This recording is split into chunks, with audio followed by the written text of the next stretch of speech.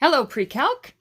Today we are going to begin to classify our polar curves. There are actually categories based on the visual representation of the graph and its corresponding polar equation.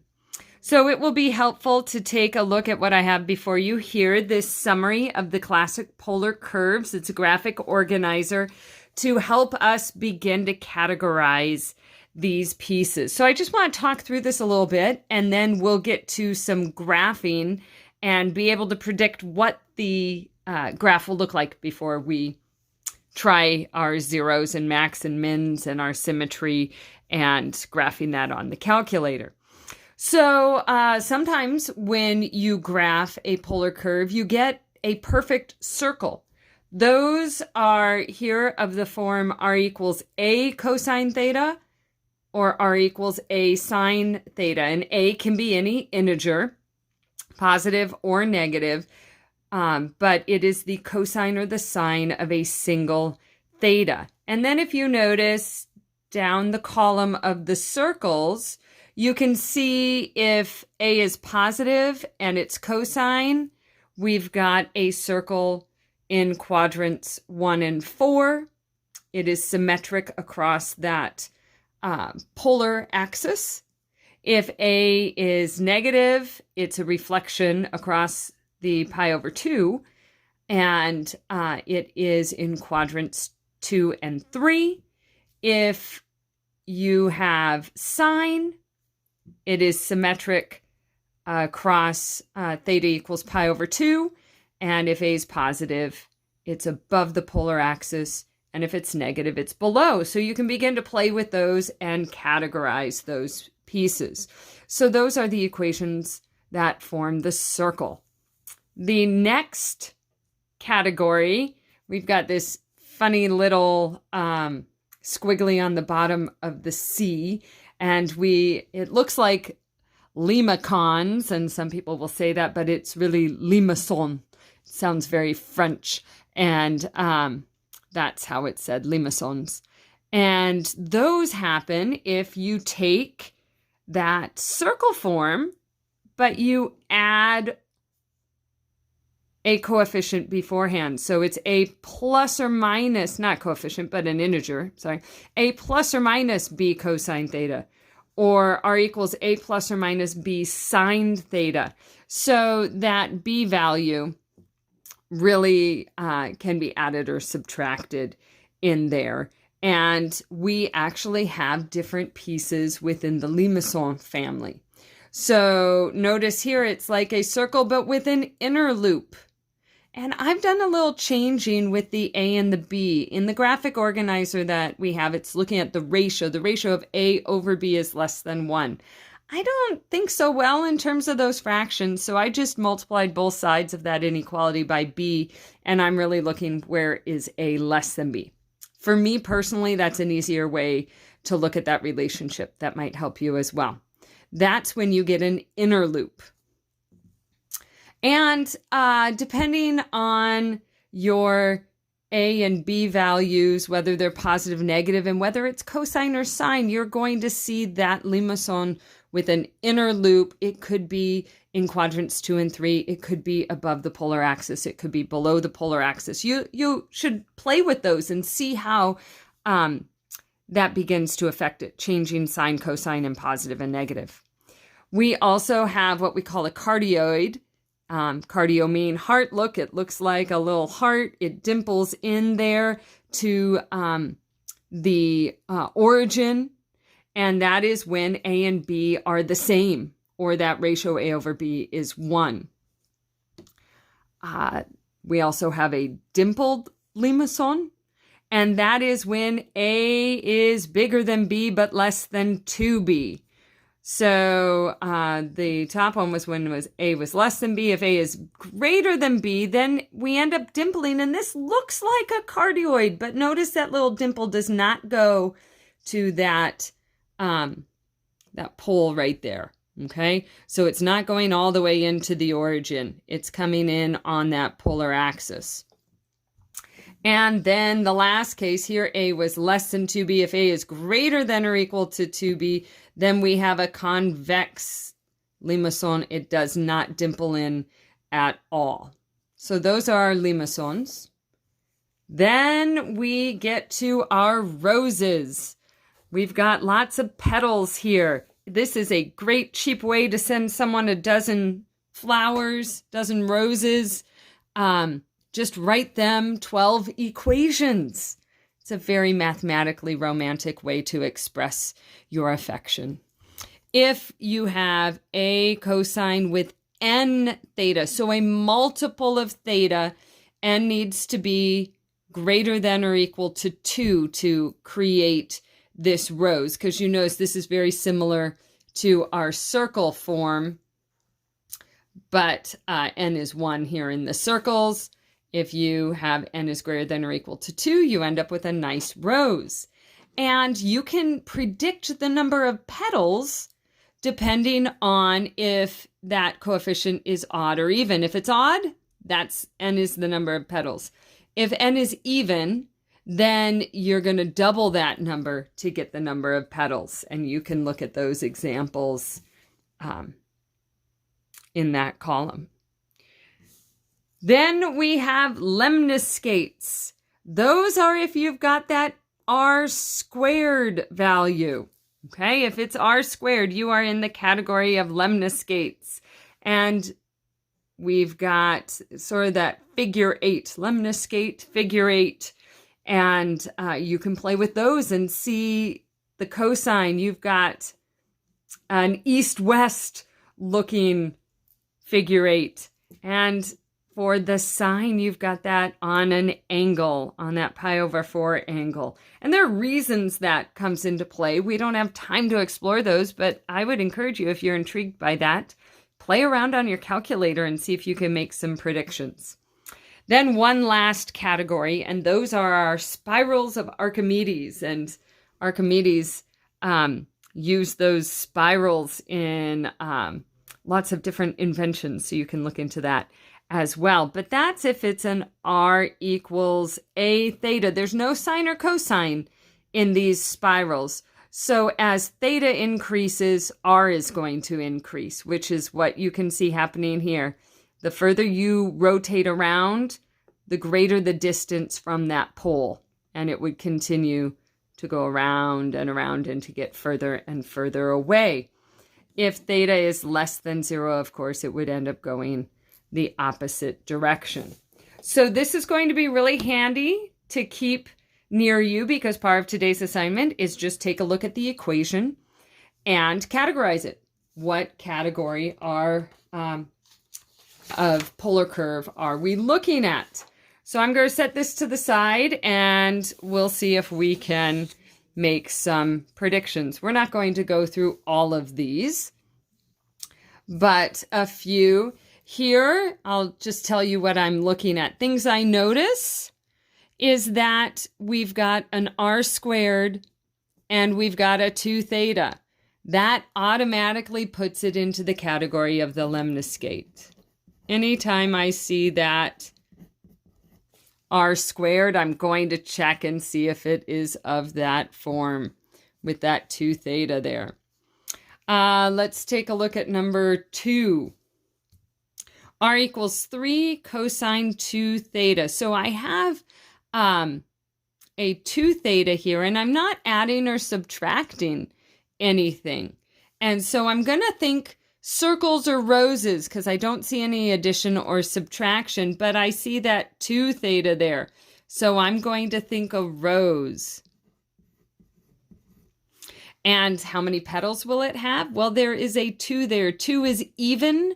So you have to double that to find out how many petals. So this is a rose with 4 petals. All right. Then if I look at number 3, I have 4 minus 3 sine theta. Well, I have that subtraction there. So automatically I'm going to think it's in the category of the limaçons. And now I need to look at A and B. So A is 4, B is 3, you can see that A is greater than B. So that is either going to be a dimpled limacon or a convex limacon. It's not going to be a cardioid. They would have to be equal to be the cardioid. And it would not have an inner loop because the A would be less than the B for the inner loop. So I just need to decide, is 4 less than twice 3? It is. And so this is the dimpled limacon. And I just do a little squiggle down there. I don't really know how to do that. Just make it look like I'm trying to be fancy with my C. Let's look at number 5. Number 5, I don't have a plus or minus. I have a coefficient, and I'm either going to think circles or roses, but this is a single theta. So this is a circle.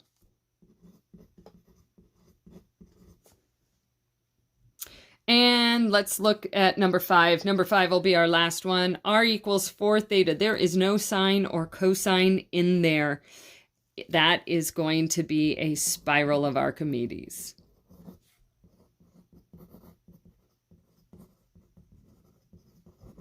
So that's how we begin to categorize those curves. That graphic organizer is going to be helpful. The more you play with these, if we were really diving deep into this unit, we would want to put those more permanently in our head. I'm fine if you just have that graphic organizer to help you categorize that. So now we're going to use this category to help us graph. And so the graphing really is putting together all of the characteristics that we have been working on for the past few lessons and sort of putting them all together to get a good graph. So we're going to start here with the type of curve. I have 2 minus 2 sine theta. I have that plus or minus in there. So that is in the limacon category. And notice that A and B are the same. So this is going to be a cardioid. It's going to be that heart-looking one, and it's going to come in and dimple in to this pole right here. Okay? Now, symmetry. You can, if you like, go back and do all of the tests of symmetry that we did a couple lessons ago. It's a lot of work. And if we were in the classroom, we would do that in a more thorough way. But I'm okay if you want to talk about the symmetry after the fact. Look at the graph and describe the symmetry. If we were doing this all by hand without a calculator, that symmetry we would want to do because we would actually want to plot a few points and then use those reflections, that symmetry, to fill in our graph. But we're going to do it after the fact, if that's okay. If that's disappointing to you, go ahead and do those symmetry tests. But I do want to find the maximum R values. And so I want to think about this sine function. I know the sine has a maximum value at pi over 2 and a minimum value at 3 pi over 2. So I'm going to want to look when theta is pi over 2, what is R? And when theta is 3 pi over 2, what is R? Well, at pi over 2, the sine of pi over 2 is 1.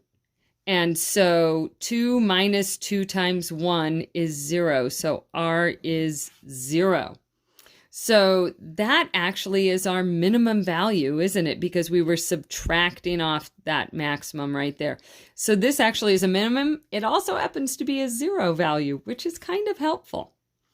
And at 3 pi over 2, the sine of theta is negative 1. So I would have 2 minus 2 times negative 1. That's like adding 2. There we have our 4. So our maximum R value is actually 4, and our minimum is 0. So I have 0 pi over 2, that is 1 polar coordinate, and for 3 pi over 2. All right. So I could graph those at 0. At pi over 2, I'm at 0. And at 3 pi over 2, I'm at 4. So I have those two pieces. Now I want to find my zeros. So that is when 0 equals 2 minus 2 sine theta. Some of you are like, well, I already have my 0 right there. But there could be another one. And in fact, there is. If I add 2 sine theta to both sides, divide by 2. I'm looking for where the sine of theta is 1. That, well, actually, we don't have 2, do we? That just occurs at pi over 2. I know I was thinking that we have 2 other points that would be helpful to have. I know it's a cardioid, so I'm thinking it's going to be coming up and in and around, something like that. So wouldn't it be helpful to know what's happening when theta equals 0 and when theta equals pi? These are just helpful points to find so that I can finish my graph here. When theta is 0, what is r? 2 minus 2 sine of 0. Well, the sine of 0 is 0, so this is just 2. So another helpful point is 2 comma 0. That's going to be right here. And then at pi, the sine of pi is also 0. And so this will be 2 as well. So we'll have 2 comma pi. So over here at pi, we are at 2 as well. And so you can see, we did have the 0. We already had that. This will be coming up. I want to start at 0. I want to see if I can trace and follow the path. And so at 0, we are at an r value of 2. And then at pi over 2, we're at 0. And then we come off of that and come to that point at pi. I'm a distance of 2. That's going to come around here. And so I'm trying to predict the path of that cardioid. I'm making it to look like that heart. So I want you to go through and find those points and try to predict that curve before you grab your calculator. Now grab your calculator and let's just check some of that. I've got an old piece in there. I was doing some different work. I'm hoping that's showing okay in the camera. All right, let's put in 2 minus 2 sine of theta. In my window, I'm going to put, this went from -6 to 6. We're looking at those concentric circles. So in my window, I want to go 0 to 2 pi. I think I want to go -6 to 6 in both directions, because that was what those the polar graph paper looked like. And this looks like a squatty little heart. If I go zoom square, it will square it up just a little bit better. And that looks pretty close to my cardioid here. And now we can see that we definitely have symmetry across that line, theta equals pi over 2. So that is the order in which I would like for you to do things. You're going to find that sometimes you end up with a lot of zeros, sometimes not so many. Sometimes you want to find some extra points, see if you can predict what those look like or which points you want to find before you go to your calculator, and then you can just identify the symmetry after. All right, I would like to look at 2 other examples with you. We're going to jump all the way. If you printed off the notes, oops, sorry, I bumped the camera, to number 16. There were a lot of examples in here. Way too many to go through together, but here's a different category in number 16. Try to take a look at your graphic organizer. What is the type of polar curve? Well, if we look here, I'm not adding or subtracting from a value, and I have that 2 theta. So this is going to be a rose. How many petals will it have? I have an even number here, so I'm going to double that. There are 4 petals. And so we're definitely going to see some symmetry because we have an even number of petals, and actually all of those roses have symmetry of some sort. Let's see if we can find the maximum value. Well, the maximum value here, the cosine function will have a maximum of 1. So our R value will have a maximum at 5. But when will that occur? That will occur when the cosine has a maximum value, which is at 0. So that is where 2 theta equals 0. But also at 2 pi. And remember, we're going to now look between 0 and 4 pi because we have to look for 2 theta. So we have 0, 2 pi, and 4 pi are where those maximums are for 2 theta, but we just want a single theta, so we'll divide those each by 2.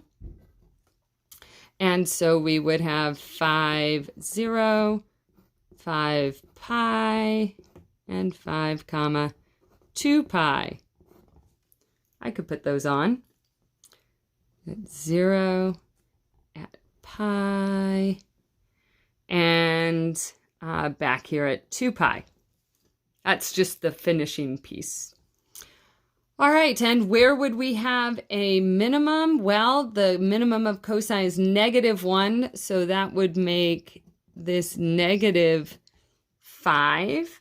And where does that occur? That occurs when 2 theta is at pi and 3 pi, going between 0 and 4 pi.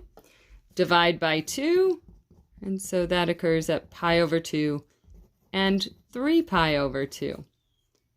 So -5 pi over 2, -5, 3 pi over 2. So remember that -r goes in the opposite direction. So at pi over 2, straight up, I'm going to go backwards 5. So that means I'm going to be going down here. And at 3 pi over 2, which is that direction, I'm going backwards here. And those will just show us as we go in order 0 to pi over 2 to pi to 3 pi over 2 to 2 pi, how we're going to trace the path of that polar curve. Now let's find some zeros. Where is the equation equal to 0? I'll divide both sides by 5. That's really looking for where the cosine of 2 theta is equal to 0. And cosine is 0 at pi over 2 and 3 pi over 2 and those coterminal angles. So I have to travel twice around to 4 pi. So 2 theta, my angle could be pi over 2, could be 3 pi over 2, could be 5 pi over 2, or it could be 7 pi over 2.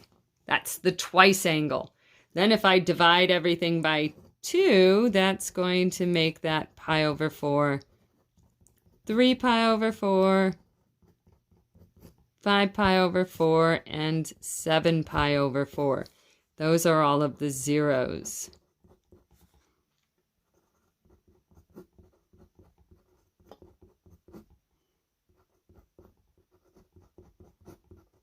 All right.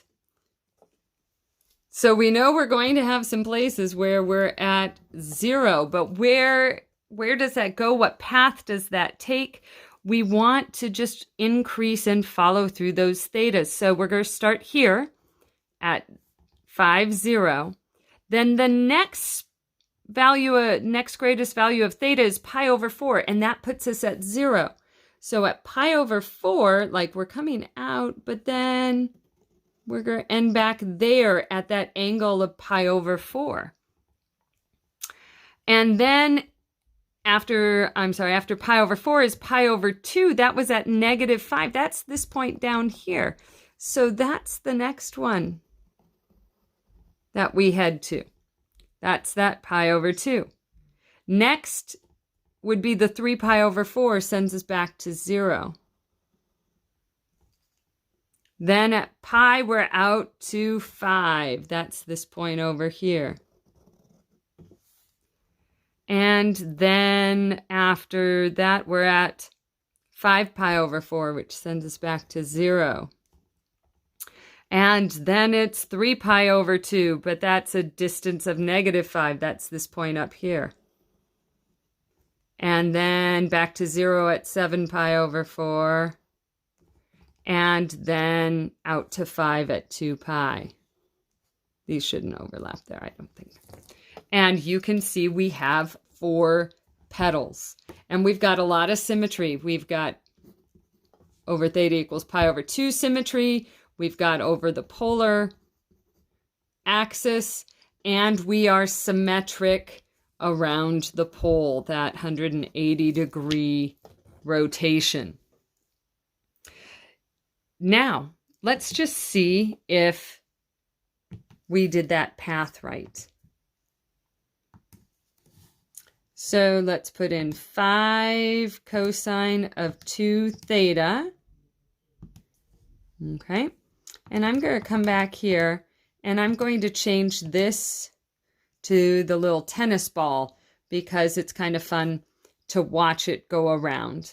And I do need to change my theta max to 4 pi. So that I actually go around that whole direction. And you'll see following that tennis ball, it actually sends us around twice because of the nature of the curve. So let's see. There we go. Going down, to the left, above. And then it takes a second trip around. It repeats those values. Okay. Now, once you get these curves, you can explore what happens if you change that to a -5, or if this changes to the other trig function, in this case, a sine. What happens to the graph? You can go back and try that cardioid one again as well. It's interesting to look at which trig function and whether it's a plus or a minus as to which axis you're focused on. All right? So those are the pieces I want us to look at. One last example. And this is something that we haven't graphed at all before. And if you notice this equation here, this is number 18. This happens to be a spiral of Archimedes.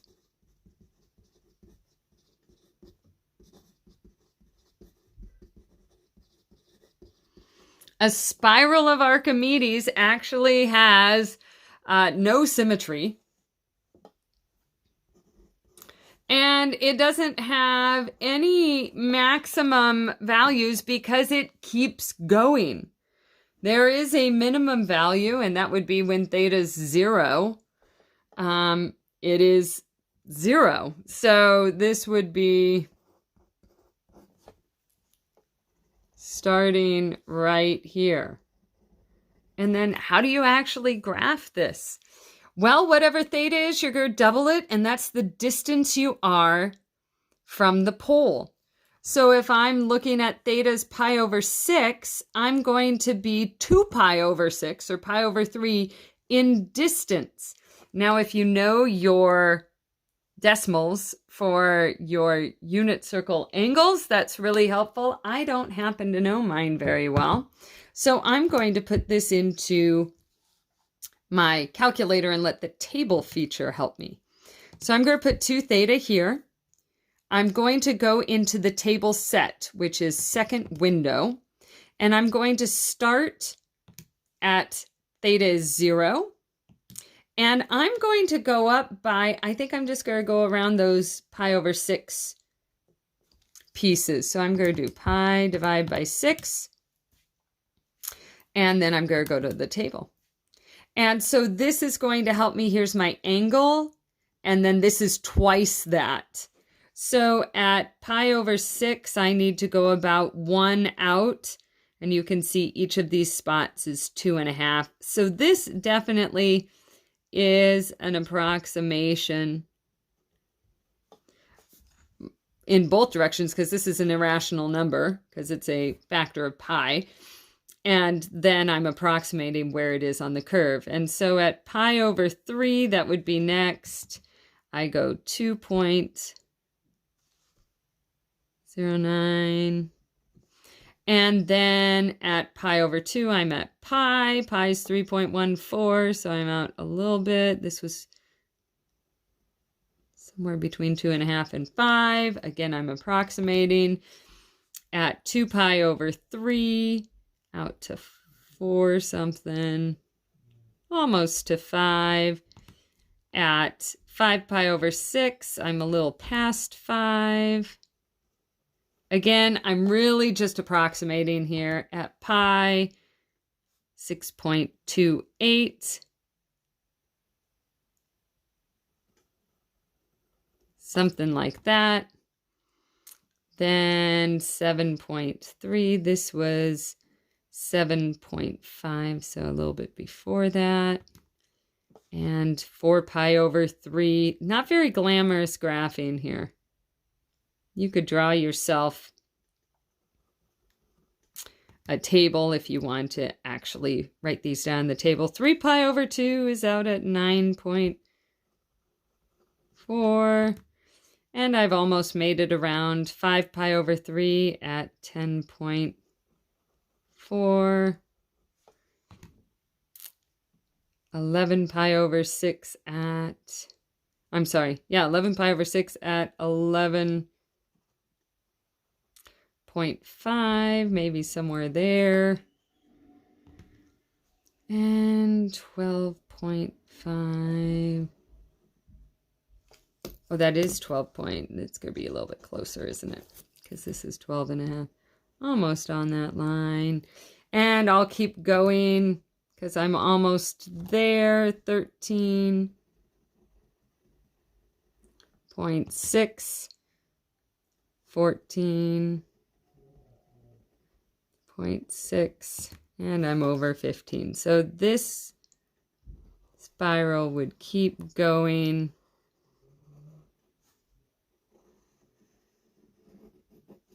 No symmetry, no maximum value. There is a minimum value at 0, 0. That's also the 0. But that gives you an idea of the spiral of Archimedes. Okay? So we're using a combination of all of the things that we've already looked at, but adding in that prediction of what type of curve we have. Use your calculator. Explore these. Try to see what you can predict. How close to what your calculator gives you can you predict that? And give it a go. These are some complex curves, and they're just fun to play with. Give your mom or your dad or your best friend a dozen roses. Send them some nice equations, and let them know how beautiful polar curves can be. All right, we'll catch you later.